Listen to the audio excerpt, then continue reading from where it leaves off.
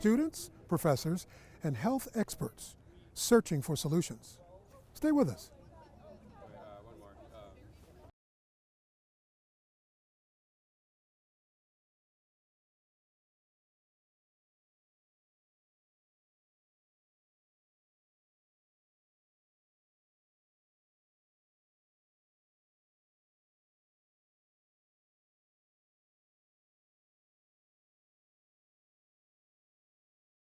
Welcome back to this edition of Equal Time.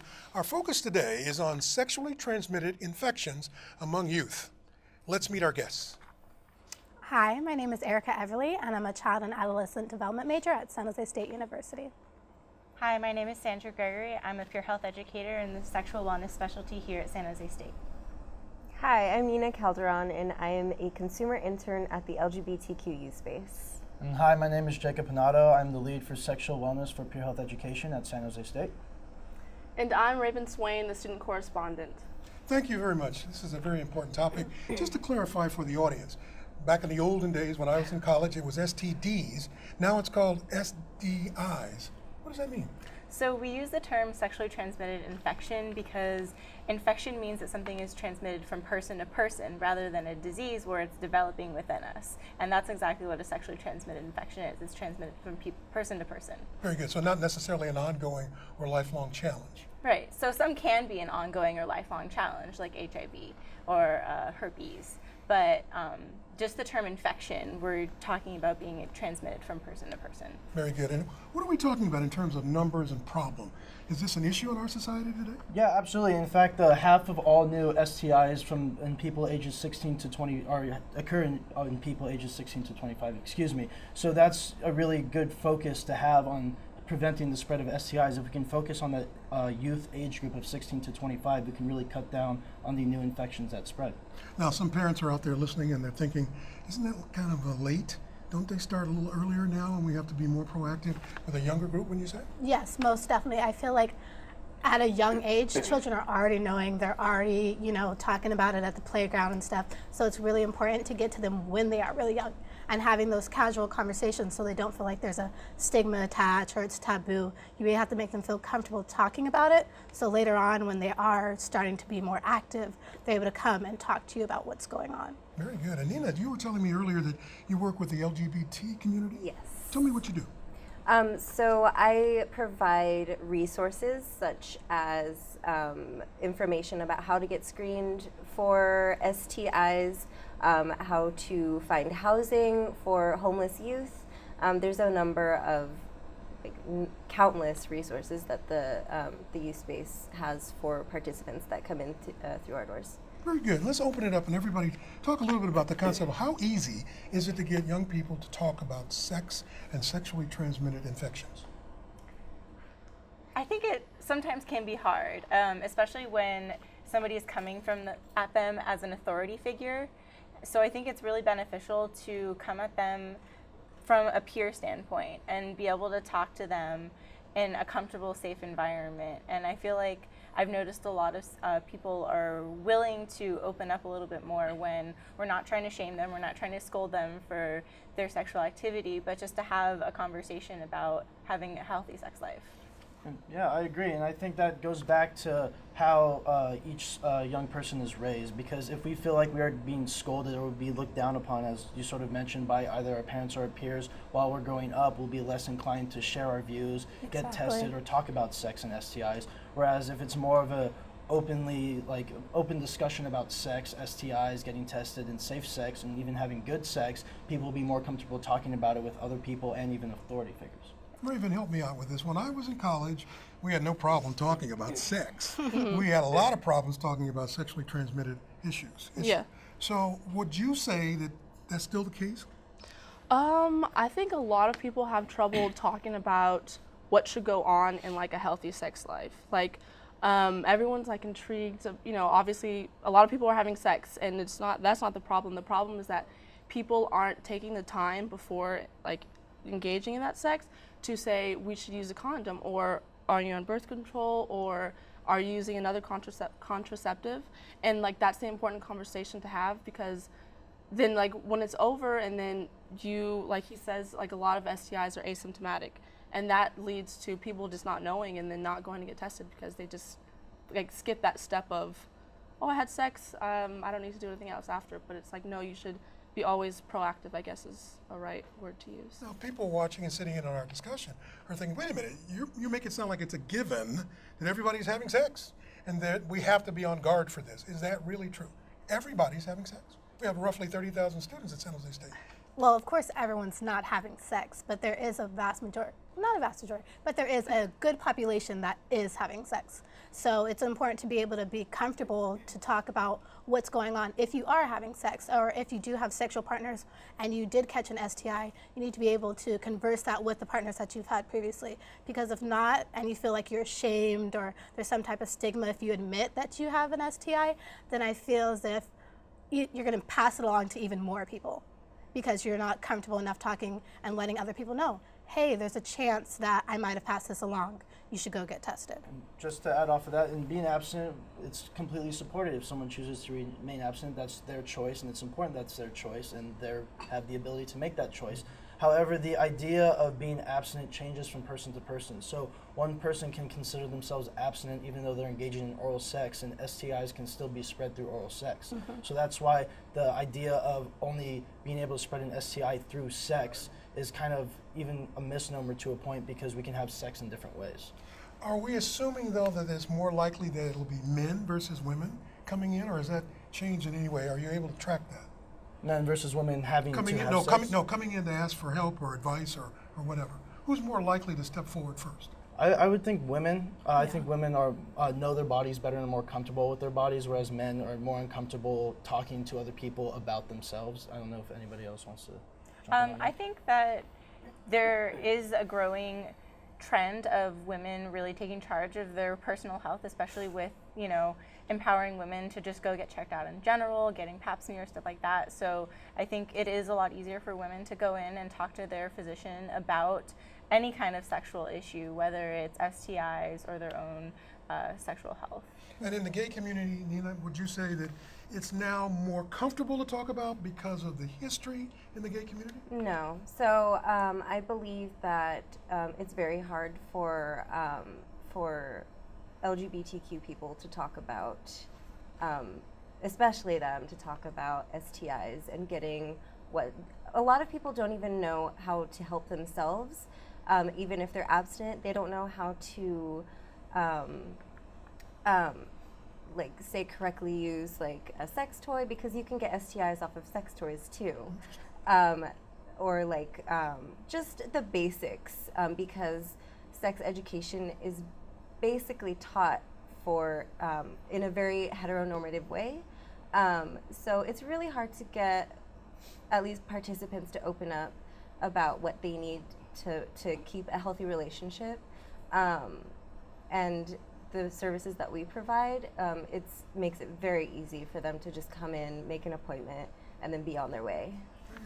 This kind of brings me back to how sex education is taught in schools, because when I think back, we had one in class in high school, and it was this older guy. He was a nice guy, but it was videos shown, and that was it. And it was kind of like, ew, what is that? Like, he didn't explain things, and it was like immature students, boys specifically, in the class, and you don't really take in like, oh, this is how it's supposed to go. This is what's supposed to happen. I'm supposed to talk to my partner beforehand. It's kind of brought up as an awkward situation that teachers are forced to tell us. Yeah. But now we have such a big problem of like, there's a lot of types of sex. Like there's sex between a man and a woman. There's sex between a man and a man, like a woman and a woman, and children who are like questioning their sexuality aren't able to even understand like what a sex life is supposed to be like. And I think that's like a big problem, is that it's not taught early enough in schools, and it's not brought up as like, let's have this conversation. It's brought up as like, all right, watch this video, and then that's it. And then we'll have a let test. it come on out and have Exactly, that yeah. And it's not a comfortable conversation. It should be a comfortable conversation. It should be. Now, just to tell you how tough it can be, mine was a football coach at a Catholic school in high school. And let me tell you, he had a very difficult time using terms that would make sense. And so there's a lot of giggling and like, he doesn't know how to talk to us about it. Is that the experience we still have? Well, yes and no. So it kind of depends on the person who's teaching it. Because I feel like, when you start young, it's a lot easier because you could teach it just as a body part. So an arm is an arm and a penis is a penis. And when you learn that at a young age, then later on when someone brings up penis, they're not like, oh, or anything like that. They're just like, oh, I learned about that when I was younger. I know exactly what that is, its functions and everything like that. So if you're able to find someone who is comfortable teaching and just treating it as a normal body part as it is, then I think when the kids get older, it's going to be a lot easier for them to process and feel like they're able to actively engage in the conversation without feeling any type of way. So. So when you talk about your experience in getting sex ed at a Catholic school, I'm brought back to the Mean Girls movie when everybody is sitting in the gym and the gym teacher is sitting there and says, if you have sex, you will get pregnant and you will die. Yes. And I feel like that's really representative of the sex education that a lot of students are getting these days. Is it's trying to scare you straight, basically, or scare you out of having sex. And I remember seeing pictures of, these horrible, STIs, and this is what's going to happen to you if you decide to have sex. And I think that's a really negative view of sex, and I think that it makes it really difficult for people to talk about sex too, and like Jacob said, to have good sex and to really grasp what they want and to take that power and say, this is what I want out of my sexual experience. But some people tug and war with cultural values, sometimes religious-based cultural values. Let's talk about that. Again, Catholic school for me, we were told, no, not till you get married. But I do remember that we had a problem with teenage pregnancy when I was in high school. How about this generation? Yeah, so actually the same problem happens when you look across the country and you look at abstinence-only education, because studies have shown that comprehensive sex education at a young age even helps decrease the number of STIs in young people and helps decrease the number of unplanned teenage pregnancies. Mississippi, for instance, 76% of new babies born in the last 2 years were to teenage mothers, and that's the second highest rate in the country. Wow. And they have a law that says no condom demonstrations can be performed at all. It's in the law. It's in the law. The state law says condom demonstrations cannot be performed to students at all. So that's just an example of how people are trying to encourage abstinence-only education, which again, we support abstinence. If someone chooses to be abstinent, that's fine. But the idea is if we only teach one side of it, if people do choose to be sexually active, we want to make sure they can still protect themselves. But you still have that intersection of family values, cultural values, personal desire, and then of course, where do I go and how comfortable is it to knock on the door to say, test me, to give me help? What do you say to someone who says, all right, it's not my religion, but my parents taught me, and I have to do what they told me. So this is very uncomfortable for me to talk to you about this. How do you respond? Well, you just give them support. I'm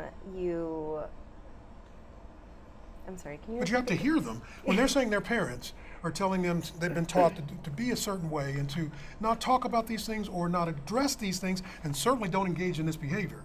How do you help them to relax so that they can talk about it? Just really open up the conversation, talk to them not as an authority figure, talk to them as a peer instead, and just really provide that support that they need to open up to you. And again, like if they need help reaching out to anybody to get tested or to get birth control, to get anything that they need, that would. And it may not surprise you, but at San Jose State, our faculty and the different departments have developed relationships with students where we can sometimes talk very privately, very candidly about issues. And I've heard these conversations, I've had these conversations. And the number one thing as a faculty member I see is they're wanting somebody to give them good advice from someone they respect, and they don't want to be judged. Is that the point? Oh, most definitely. Because I mean, if you don't feel comfortable going to your parents or you don't feel comfortable going to someone in your family, it's because you feel like they're going to just basically completely deter you from what you're doing. And you might just want to do what you are going to do. So to have someone that you could go to and talk to and they know what's going on and they could lead you in the right direction and not tell you that you're wrong for what you're doing, but this is how you should do it instead, that's like essential. In the time we have remaining, how about the entertainment world? We're talking about movies, we're talking about concerts. Young people learn a lot of things there, and sometimes they're not accurate. Sometimes they're glorified. Yeah. How do you deal with those issues when they say, well, I saw in a movie once when it was okay to do that? Well, going off of like my experience with the participants that I work with, they see all of this on TV or like in movies, and it doesn't really apply to them because if they're trans and they see just heterosexual sex, they don't think They don't see a they connection don't between see their lives. that. They don't. They can't apply it to their own lives, so they don't know what to expect when it comes that time when they feel it's right, or when they feel it's time to be sexually active. I feel like movies are the bane of my existence when it comes to teaching sexual scripts, because that always has that stereotypical thing of you go out on a date, you get some drinks, and someone invites you up to their apartment, and the clothes start coming off, and suddenly they're having sex. There's no conversation around it. There's no negotiation about what are we going to do? What do you want out of this experience? How are we going to protect ourselves and keep ourselves safe? And so that's what young people see in the media, and that's immediately what they apply to their lives, and that's what they think is right, because they don't have any other models for good communication when it comes to sex.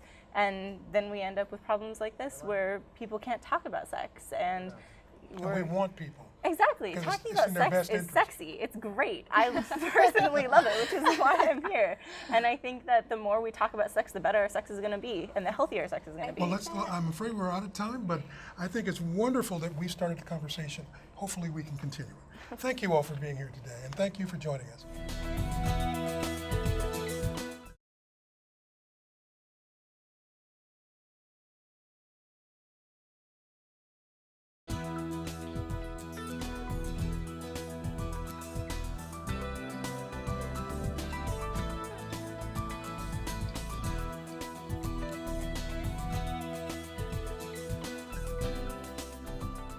Today our topic is sexual assault and how to deal with it, the resources that are available. Let's meet our guests. Hi, my name is Stephanie Preston. I'm a licensed clinical psychologist. I work as a personal counselor at Counseling Services on campus. Hi, I'm Michael Barnes. I'm a police detective at San Jose State University Police Department.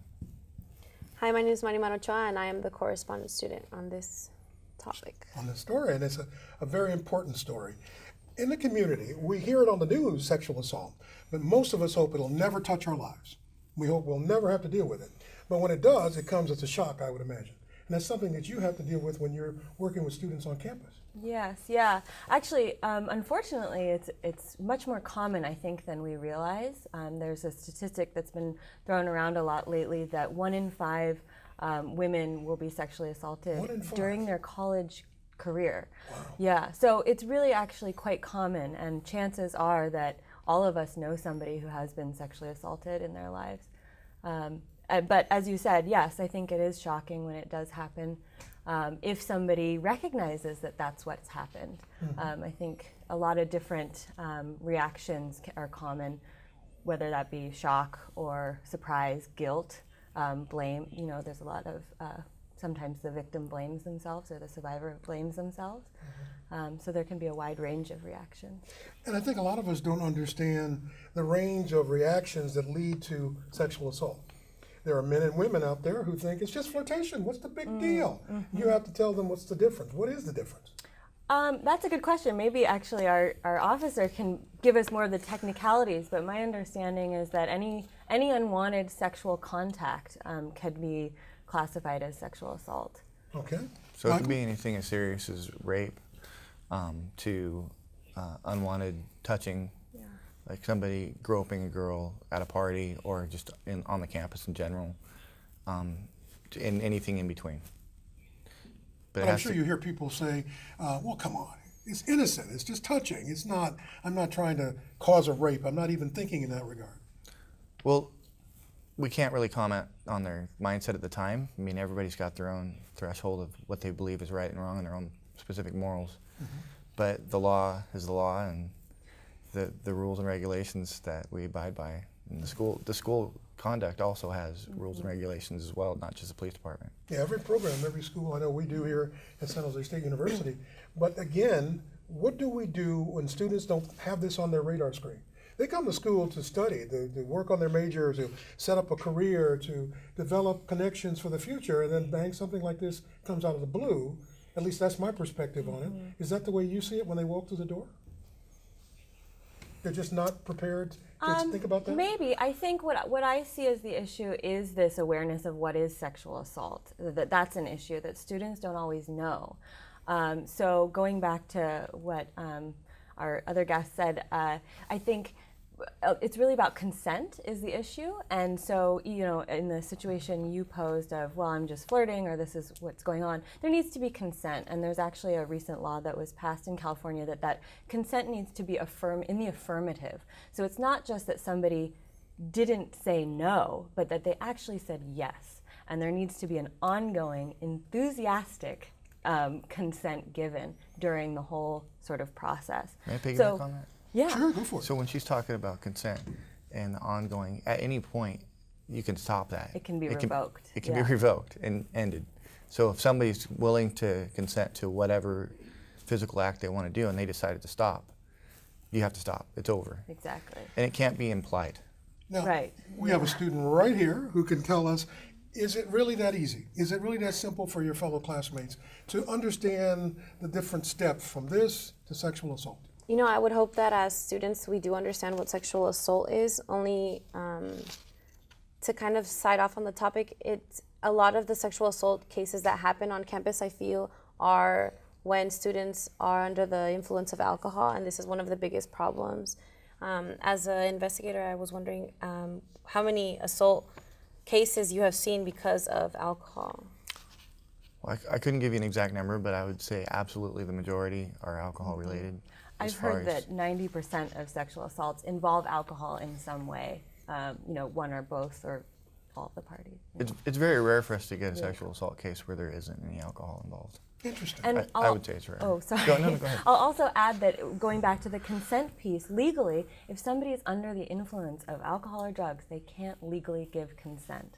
So that's a really tricky piece because obviously on a college campus there's drinking, there's sex, they go together, and most of the time hopefully that's consensual and it's fun and great, but the issue is to get the consent beforehand and, as we said, make sure it's ongoing as well. When students are in a classroom setting, though, and they're concentrating on their teachers, their assignments, their projects, we all assume, and we make sure we try to keep the environment safe. Mm-hmm. But are we talking about these type of activities taking place on campus itself or in the areas around it or in social settings? How would you describe it? I think that as students, we don't really think about that it could happen to us. You know, we hear about it all the time, but you never actually think that it's going to be you, it's going to happen to you. And I think that, I mean, that's really sad, obviously, in general. But as students, I would hope that we can go to the resources that we have on campuses, and that's exactly why we have these two representatives here, because we would like to talk about and explain to all the students in our community that we do have resources offered on campuses if this happens, and a way to prevent it also. And if the officer can elaborate a little bit on prevention, What should that people would do be great. if they encounter this? Well, for starters, the common sense and knowing your surroundings, I would say goes a really long ways. Knowing where you're at, knowing where their dangerous spots are near campus, not putting yourself in bad situations. Personally, not being overly trusting with people until you really get to know them. And I'm talking about like people, they move into the dorms in the fall, and 3 months in, they're like, oh, I'm with her, so she's gonna take care of me, and then they get super drunk or inebriated and pass out, and the other person leaves them. Doesn't mean to, but they're so trusting that they're with somebody else that they let their guard down so far that bad things can happen. Keeping your guard up, but is that something that people do normally, all the time? Well, I don't think so. The other thing that raises for me is that most sexual assaults are perpetrated by somebody that we know, and somebody that we know well, actually. Most often, you know, sexual assault occurs within a relationship or with an acquaintance, somebody, you know, that you've spent some time with. So I think it's tricky. I also want to, absolutely agree with the recommendations that have been made, but I also want to emphasize that it's not the responsibility of the survivor or the person to prevent the sexual assault, if that makes sense. That, you know, if I'm walking around on campus or off campus, yes, I'm aware of my surroundings, but it's not up to me. I'm not the one to blame if I experience a sexual assault. To concentrate a little bit on what you just said, you said survivor, not victim. Can you explain why you use that particular word instead? Well, I think some people feel like that's a little bit more empowering to say that I'm a survivor of sexual assault as opposed to a victim. I think it's a personal preference. Okay. As a faculty member on this campus, it's not my place to get involved in the details. My place is to listen and to try to be supportive. But some of my colleagues might be wondering, well, what's the best way to listen? A couple of things we really encourage you to say. The first thing is, I believe you. For somebody to confess and tell you that they've experienced a sexual assault is a huge reveal, right? That's probably taking a lot of courage. So we always say the first thing you should say is, I believe you, that there's no doubt in your mind that this happened. The second thing is, what can I do to support you? So instead of rushing in and telling them what they should do, asking, what do you want to do? How can I help? Excellent advice, not only for faculty, but people in our community, corporations, businesses. I thank you all, and thank you for doing this story, because I think it's important that we have an opportunity to talk about these things. And we thank you for joining us. We hope you'll come back for another edition of Equal Time.